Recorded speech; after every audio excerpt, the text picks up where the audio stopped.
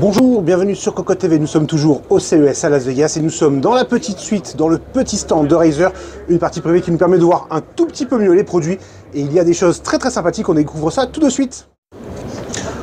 On va commencer avec les ordinateurs portables et une machine qui est très intéressante sur le papier, c'est le nouveau Blade en 16 pouces.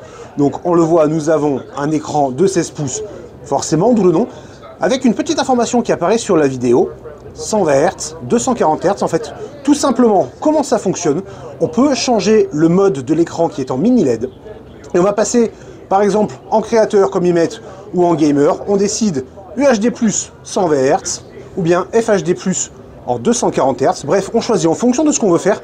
Et ça, c'est quand même une idée intéressante sur le papier qui apporte beaucoup de polyvalence. Alors, bien entendu, on retrouve les derniers composants à l'intérieur, autant de chez Intel que de chez Nvidia, pardon, et c'est exactement la même chose avec cette machine qui est tout simplement la version en 18 pouces. Alors 18 pouces, oui, mais on oublie la particularité du 16 pouces. Ici, on est vraiment sur 18 pouces, ça ne bouge pas, grosse performance avec un écran, on cherche l'information QHD+, 240 Hz, donc un écran qui va aller très vite. Ensuite, nous avions la barre de son Leviathan Pro.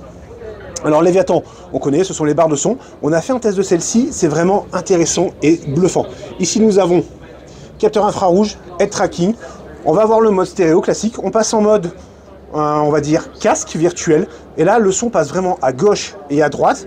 Ensuite, on fait une virtualisation en 7.1. On se déplace un peu, l'angle pour capter est vraiment impressionnant. Et franchement, ça marche. On était un peu sceptique quand on s'est installé sur le siège et finalement, ça marche. C'est assez dingue. On verra ce que ça donnera au niveau des tests. Ensuite, nous avons le projet Carole. Ah ben, tout simplement, on le voit, hein, nous avons deux enceintes sur cet appuie-tête. On peut pivoter. Ce qu'on ne voit pas en revanche, c'est que c'est aussi haptique. Alors, on a fait un test avec une vidéo. Le son, ça remplace les haut-parleurs à l'arrière. Donc, ça englobe vraiment qu'on regarde un film, par exemple, ou qu'on joue. Et la partie haptique, c'est pas mal à voir sur du long terme, bien entendu.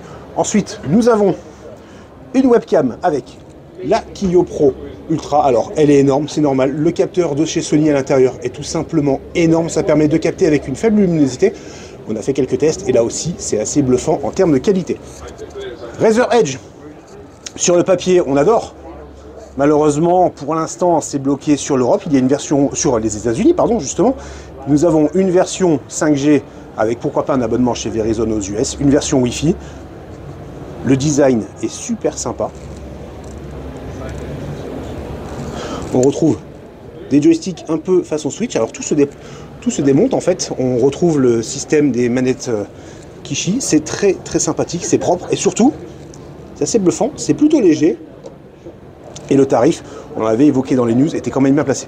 Ensuite, des produits un peu plus spécifiques pour les casques de réalité virtuelle. En fait, c'est développé avec une société spécialisée dans les outils médicaux.